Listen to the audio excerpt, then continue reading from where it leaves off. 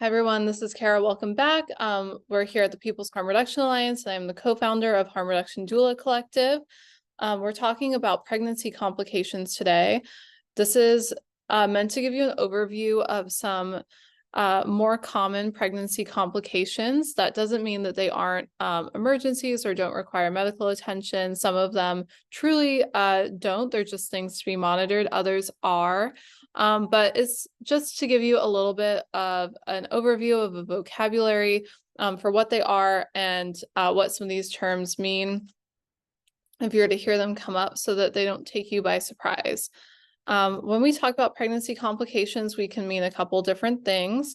So there are pre-existing complications. These can be health conditions that already are present in one's body before you get pregnant that can have an impact on pregnancy. For example, I have an autoimmune disorder, so that may impact the way that I experience pregnancy or the way that my pregnancy develops. Similarly, somebody that already has high blood pressure or diabetes or some nutrient deficiencies, that can be a pre-existing condition that we need to either monitor or treat throughout the pregnancy.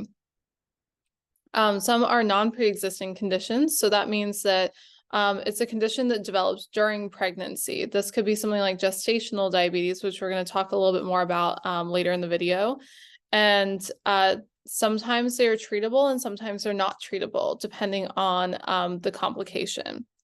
So when they are not treatable, that means that this could require an induction or an intervention to release or terminate the pregnancy or to stimulate labor. So complication could occur midway through or later in pregnancy when the pregnancy is still viable outside of the uterus, and they may choose to stimulate labor in order to release the pregnancy because it's safer to perform life-preserving measures outside of utero, outside of the body, than it is to leave a baby inside the uterus while this complication is occurring.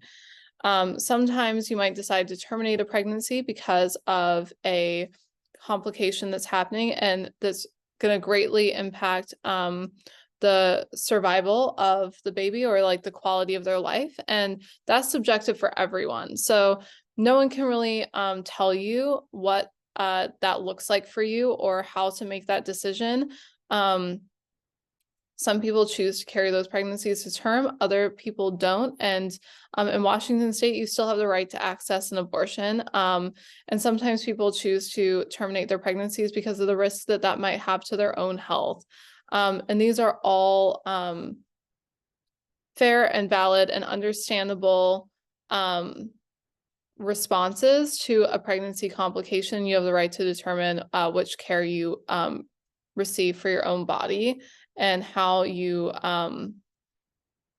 make those decisions. So some questions you can ask a provider if a complication arises is, what happens if nothing is done? So they might tell you that you have a complication that has come up or they've become aware of, and they might offer some treatment for that complication. And asking what happens if nothing is done is an option. Is the treatment going to be invasive? Is this urgent is another question that you can ask. What is the most serious thing that would need to happen here, so that you know what the most invasive procedure could be and what the outcome of that procedure could be? And what are the options? What options do I have right now? So let's go ahead and start talking about what some of these complications are and how common they are, so that we know kind of roughly what to expect. So anemia is iron deficiency. People who aren't pregnant can be anemic. It just means that you have a low supply of iron. This can range from mild to severe and can present symptoms such as weakness, exhaustion, dizziness, shortness of breath, or changes in the skin or nail appearance.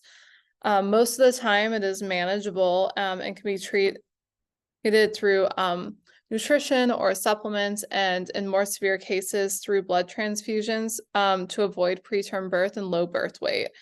And about 40% of people who are pregnant are actually anemic. So And that's globally, so not just the United States. It's something to keep an eye on, and make sure that we're getting enough nutrition. And if we're having any of these symptoms, that we're consulting a medical care provider to make sure that we're getting adequate treatment and resources. You can also refer back to those questions. Is this serious? Is it urgent? What happens if nothing is done? What would be the most serious thing that happens here? And what are my options?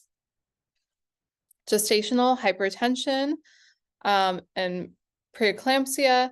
This occurs in about 1% of pregnant people in the United States.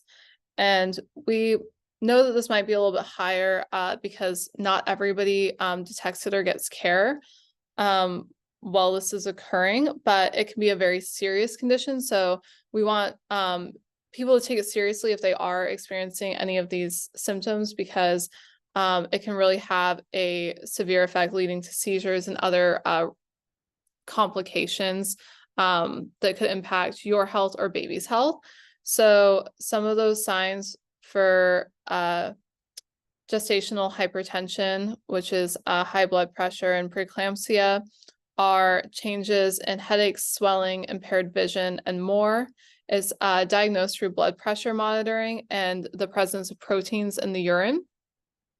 So if you're going in and you're having some of these symptoms, if you're having these headaches, swelling, impaired vision, dizziness, etc., and they ask you to go pee in a collection cup, as a person who uses drugs, that can be really triggering, or you can wonder, like, are they just doing this because they think that I'm under the influence of substances? You can ask them to tell you why they're asking you to pee in a cup.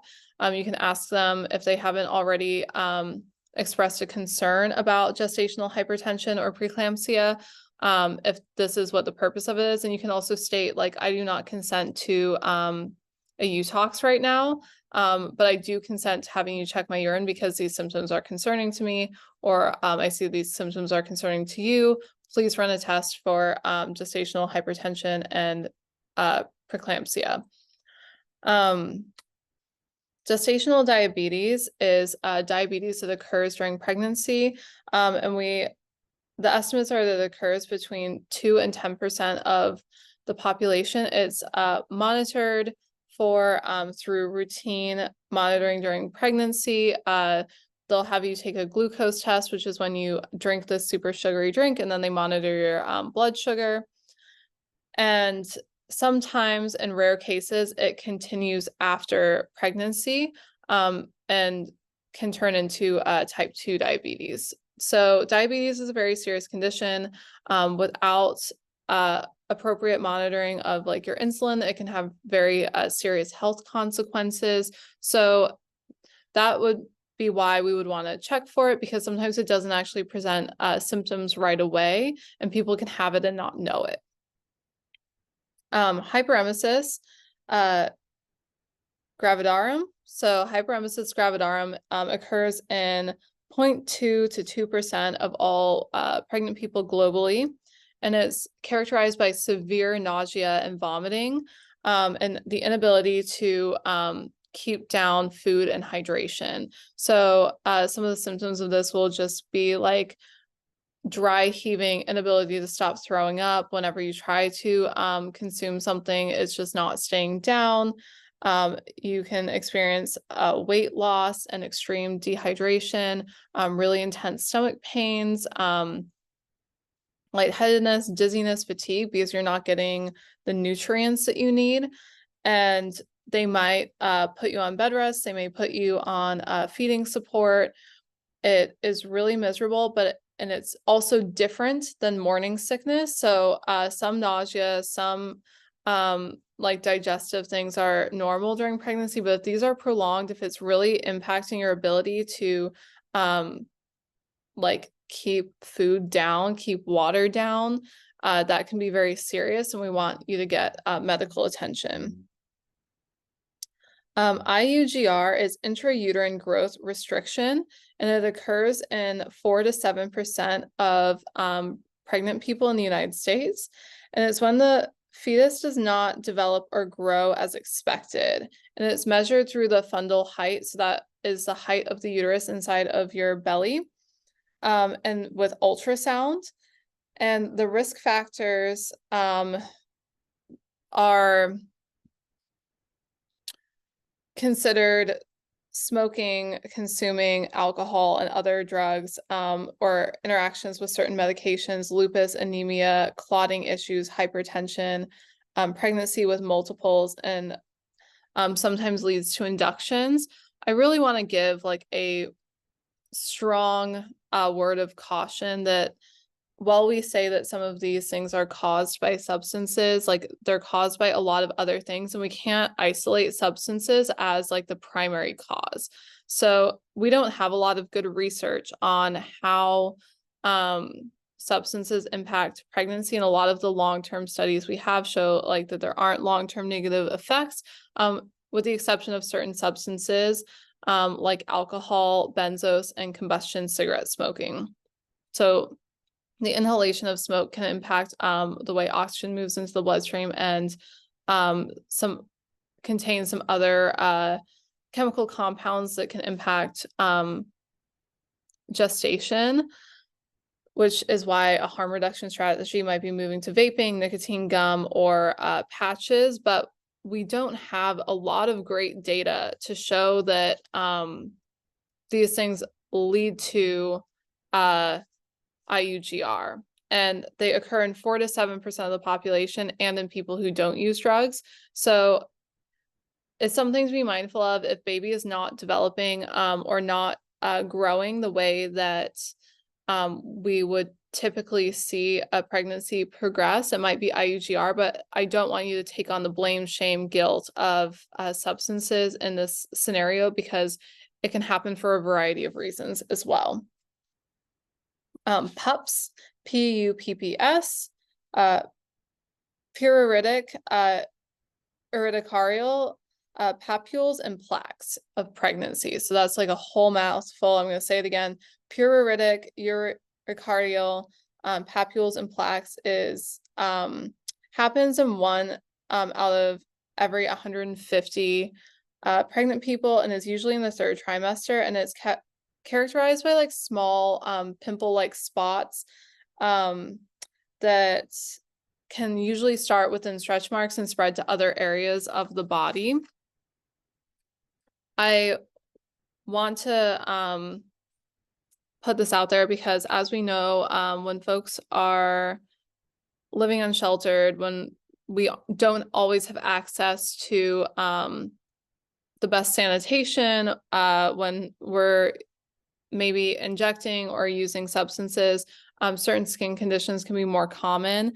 And so this is one that can come up as well, that's linked specifically to pregnancy, and can be really irritating, can be really uncomfortable, but is also treatable with antihistamines, steroid creams, and anti-itch baths, and usually resolves after pregnancy. So keeping an eye out for that, not being too alarmed. It is treatable, but it can be really uncomfortable, and it can also just be really alarming if you don't know what it is.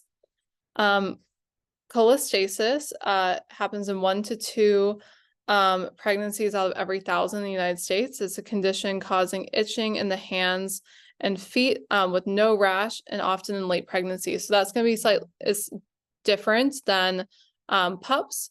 And you might be like, why are my hands and feet itching? I can't sleep. I'm like wanting to scratch like my skin off. That is a result of that could be a result of cholestasis, and it usually increases at night. So that's why I'm saying it has a tendency to cause sleep disruptions, which can be really frustrating, especially when you're tired and you're in later pregnancy and already uncomfortable. And it can impact the health and development of babies. So risk factors include family history, liver damage or disease, and being pregnant with multiples. So we might see this occur more frequently if you have some liver dysfunctions or liver conditions like Hep C or hepatitis in general. Hep B is also one, and So that's something that we just want to be mindful of, especially if you have maybe one of those predisposing factors, so that we can get you some care around that. UTI, everyone has probably experienced a UTI before, and they can be more common during pregnancy. It's that burning with urination, sometimes fever, shakiness, tiredness, pressure, and lower belly, urine that smells bad or looks cloudy and red, nausea, and back pain. And this needs to be treated with antibiotics because it can lead to kidney infection. So we want to, not only is it just uncomfortable, so like regardless, we want to treat it because we don't want you to be uncomfortable. But also we just want to prevent those kidney infections. And then we're going to talk a little bit about the placenta. There's some complications that can occur with the placenta that we should be aware of. And the placenta is an organ that grows during pregnancy and is with the baby until the pregnancy is released. So it transfers waste out of the baby and filters blood. So this is why when you're using substances in pregnancy, a lot of times you may use substances, and just because a baby is exposed to substances doesn't mean that they're substance affected, because the placenta is actually filtering your blood of a lot of toxins and is protecting baby. And so is your metabolism. So just because drugs are present in the blood or in baby system in the placenta or the umbilical cord doesn't mean that baby is going to be what we call substance affected, so experiencing NAUS, NAS, or any complications due to drug exposure. It also helps deliver oxygen, glucose, which is sugar, and other nutrients to the baby via the umbilical cord, and waste is filtered back out. So babies aren't pooping inside of you, and that's because the umbilical cord and the placenta are doing all that work of waste removal. And it serves as an endocrine gland for hormones. So it starts taking over other hormone producers in the body to help take some of that load off. And it attaches to the uterus in different placements and positions. So this is where we're going to get into where some of the complications can arise. If the placenta's placement is blocking the cervix, which is the little donut-shaped ring that's at the top of the vagina, the top of the vaginal canal, and the base of the uterus, it opens up during pregnancy to allow, or sorry, during labor to allow a baby to pass through, then it's an automatic C-section because baby cannot pass through the placenta. It's being blocked. Sometimes a placenta might have to compete with like fibroid tumors or cysts. So that's why there's not enough space on the uterine wall, or it might kind of flip and like get into a position where it's partially or fully blocking the cervix. And it's not necessarily like a bad thing during pregnancy, as long as baby has enough room to grow, but it will impact the way that you end up eventually delivering baby. Placenta accreta is when the placenta grows deeply into the uterine wall and through the muscle tissue. So our uterus is a muscle, and when this organ grows and attaches, if it starts like fusing with that muscle tissue, and it can lead to preterm birth. It can also lead to delivery complications or impartial detachment or retained placenta, which means baby's born, but the placenta does not detach and leave the body as well. And the reason that this is of concern is that we don't want to rupture the uterus. We don't want to have an impartial detachment or a retained placenta, because obviously we don't want internal bleeding, we don't want a hemorrhage risk, and we don't want infection from this organ that's kind of done its job. It's the only organ that like grows in the body and then leaves the body when we're done with it, to be decaying or causing infection potential inside the uterus. And so sometimes that can be done through procedures that are non-surgical, and sometimes it has to be removed or dealt with surgery. I already mentioned retained placentas, when all or part of the placenta remains inside the uterus after baby is born, and can lead to severe bleeding or infection. If a placenta does not fully detach, a shot of Pitocin may be given. So Pitocin stimulates contractions and oxytocin. this is a non-surgical procedure I was just talking about. You also may receive like fundal massage, which we talk about in another video. It's not really massage, but it's putting pressure on the top of the uterus or pushing on the uterus to try to help the placenta detach, or tugging at the cord. Some combination of all of these to encourage the placenta to detach, and monitoring for internal bleeding in order to expel the remainder of the placenta and reduce bleeding through manual removal. So excuse me, my eye started itching. Pitocin also can help slow the bleeding. Placental abruption is when part of the placenta detaches from the uterine wall before baby is born. This can compromise the baby's supply of oxygen and nutrients and cause internal bleeding, so care is required immediately. If you're experiencing a lot of pain, if you experience any bleeding or don't know what's going on, it's important to receive care immediately, because it can be a sign of a few different complications, and that is one of them.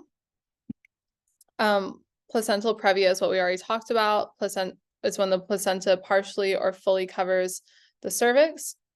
Placenta insufficiency is when the placenta is unable to deliver adequate oxygen and nutrients to the baby, or the placenta is calcifying. There's little calcium deposits in the placenta, which signals that it's old, or the placenta is maturing rapidly. So towards the end of a pregnancy, placenta might start to calcify, get these little beads of calcium.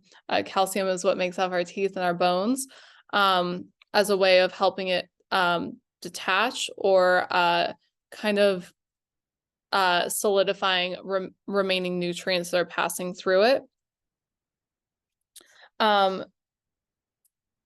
So again, let's go back to those questions. I'm going to leave it in the water here with the placental complications by just saying, again, you have the right to ask, like, what happens if nothing is done? What is the most serious thing that would need to happen here? And what are my options? And you have the right to informed consent in making those decisions over what happens for your body.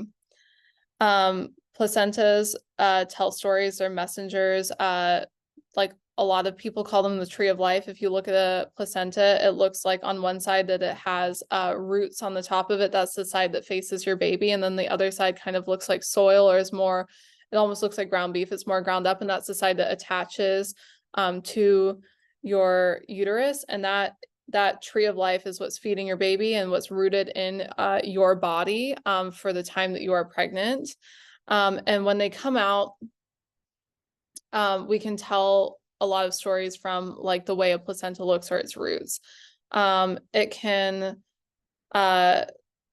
show that it's stained with like meconium if there's like some brown tint to it, which means that baby pooped during labor and delivery.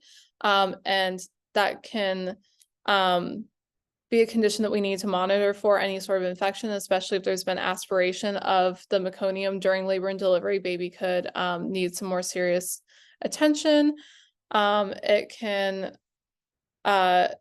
show like a green tinge if there's a sign of a uterine infection. So it's telling providers, like, we need to take this seriously. There's an infection happening inside the birthing person's body that we need to take care of. And the way that placentas are also storytellers is that they can be tested for substances. So the umbilical cord can be tested to show the presence of substances that were used during labor, or sorry, not during labor, during pregnancy. And you have the right to refuse consent for that story to be told. That's a really, like I said, it's a really powerful thing that placentas can do, is that they filter our blood. They keep babies healthy and fed and respirating through oxygen and like eliminating waste. So it's makes sense that they store that information as well, if it's filtering your blood and filtering substances like through your system. And babies only receiving sometimes like a very small dose of that. There's a lot of different cultural traditions for how placentas are handled. And so it's up to you to decide what that ritual looks like for you. Some people just opt to have their placentas disposed of by the hospital, and other times people plant them. Sometimes people put them in like bodies of water. Sometimes people encapsulate them and take them as a supplement, because it's a organ that has nourished and contained a lot of nutrients in order to support your baby. And some people and cultures believe that taking the placenta after pregnancy through encapsulation helps stimulate like milk supply, or boost birthing person's healing or immune system and baby's immune system if you're body feeding afterwards. Look into what traditions are present in your culture if that's something that interests you. It's a really cool thing that our bodies do, and I think it's fascinating. So another pregnancy complication is hemorrhage. Hemorrhage is probably one of the most common things that we look for after birth and in the first 24 hours. It occurs in 1.2% of births in the United States, and it's when a birthing person loses between 500 milliliters and 1,000 milliliters of blood. If you're experiencing any heavy clotting or heavy bleeds, please let someone know. They are going to be checking you for it immediately after birth, but hemorrhages can occur even weeks after birth. So if you're seeing something that, you know, is alarming, or you're feeling dizzy, lightheaded, nauseous, having a lot of bleeding still, call 911, call your safety and support people, and make sure that you are getting to a hospital, because it can progress really quickly and be really serious to lose a lot of blood, and it can come on very, very fast. Infection, a really common one, I'm going to try to say this correctly, is chorioamnionitis.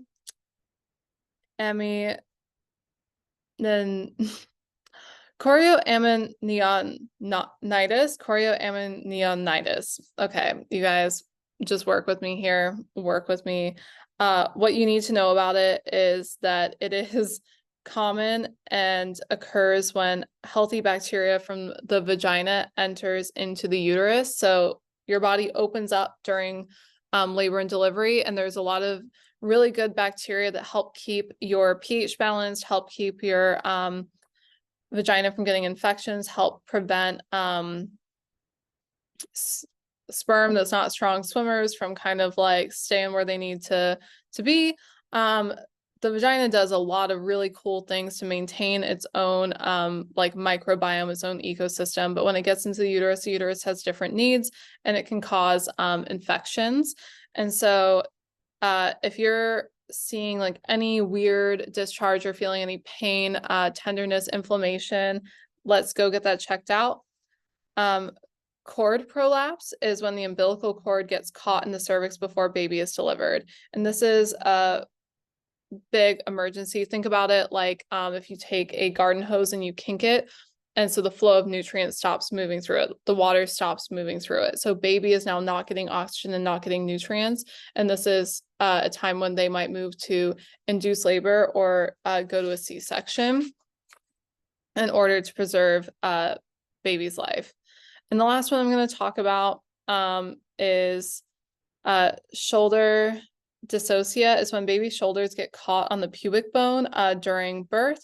And this is usually remedied by a provider assisting in like changing positions and getting baby to move its shoulders past the pubic bone and through the birth canal. And if that doesn't happen, they may move to surgically remove baby through a belly birth, a cesarean section.